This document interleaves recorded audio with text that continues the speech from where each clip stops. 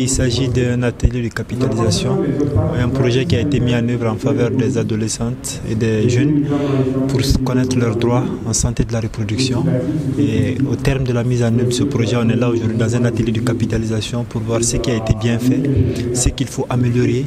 Et c'est cet exercice-là que nous sommes en train de faire avec les sans-voix, notamment les enfants qui ne prenaient pas la parole et qui, grâce à ce projet, prennent la parole aujourd'hui pour parler de leur cause. Un sans-voix, c'est une personne en situation de vulnérabilité, d'handicap.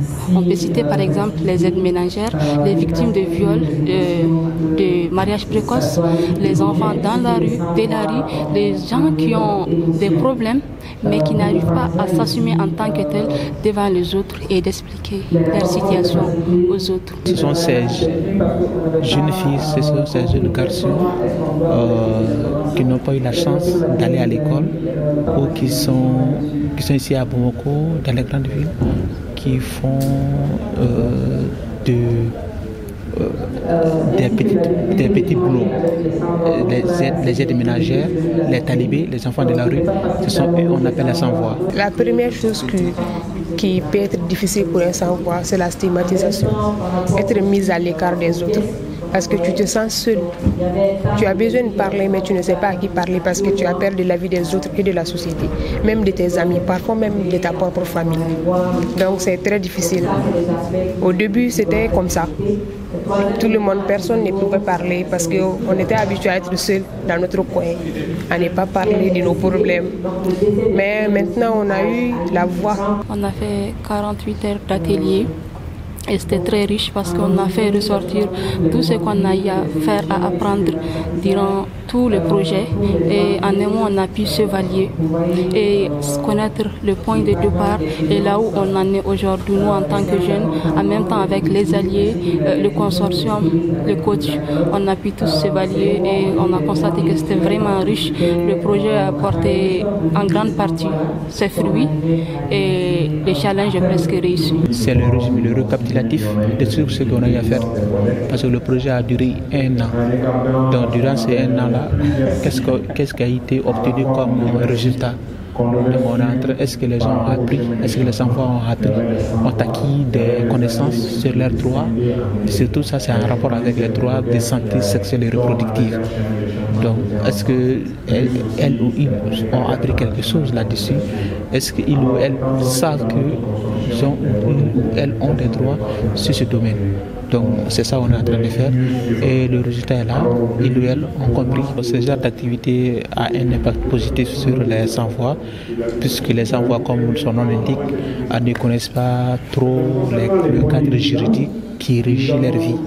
Donc ils ne savent pas qu'il y a des lois, où il y a des chartes, où il y a des conventions ratifiées par le Mali les concernant. Donc en participant à ces genres d'activités, on leur dit voilà, il y a une telle loi numéro tant qui est faite pour vous, ou qui est adoptée pour vous, qui est ratifiée par le Mali pour vous. Ça a beaucoup d'impact positif parce qu'il y a beaucoup de sans-voix qui n'ont jamais assisté à des activités de ce genre, qui n'avaient aucune connaissance sur leurs droits, qui n'avaient pas d'informations, mais aujourd'hui qui s'assument en tant que tels, qui arrivent à parler d'eux ouvertement, en public, devant la masse, raconter leur vécu et donner des conseils à d'autres personnes. Ça profite aux jeunes comme nous de sortir de leur cocon, de faire d'autres connaissances et d'avoir et de réaliser au fait les choses qu'ils ont en tête mais qu'ils ne peuvent pas faire seuls. Grâce à ces projets, on a eu beaucoup de changements personnellement comme dans les collectifs. Donc je peux dire que ce genre d'activité c'est quelque chose de vraiment bien. Je ne sais pas comment je vais briefer tout ça. On a eu à prendre des cours sur les plaidoyers, comment amener les décideurs à faire ce qu'on veut, à nous aider à aller de l'avant, à nous aider à, comment dirais-je, à aider même les autres jeunes qui ne sont pas avec nous aujourd'hui, qui n'ont pas eu la chance de participer à ces projets. On a fait des partages d'expériences, savoir ce que chacun a vécu. Il y a nos coachs qui sont là, qui nous ont appris ce qu'ils ont vécu, ce qu'on doit faire, ce qu'on peut faire, ce qui peut nous amener loin dans ce qu'on fait. Les choses qui peuvent arriver dans la vie, ça mène à perdre la confiance en soi. C'est ça qui peut amener un être humain à se mettre à l'écart des autres. Ça, c'est les séquelles de la vie, c'est l'effet de Dieu, quoi. En ce qui nous concerne, c'était d'accompagner le projet à travers la médiatisation dans nos télévisions, sur nos plateformes et avec aussi des blogueurs. Et il y avait des coachs qui ont accompagné les enfants, qui les ont formés à prendre la parole, à faire des plaidoyers. Merci à l'AJICAD, pas seulement à l'AJICAD, au Royal Gelf et Renagem aussi.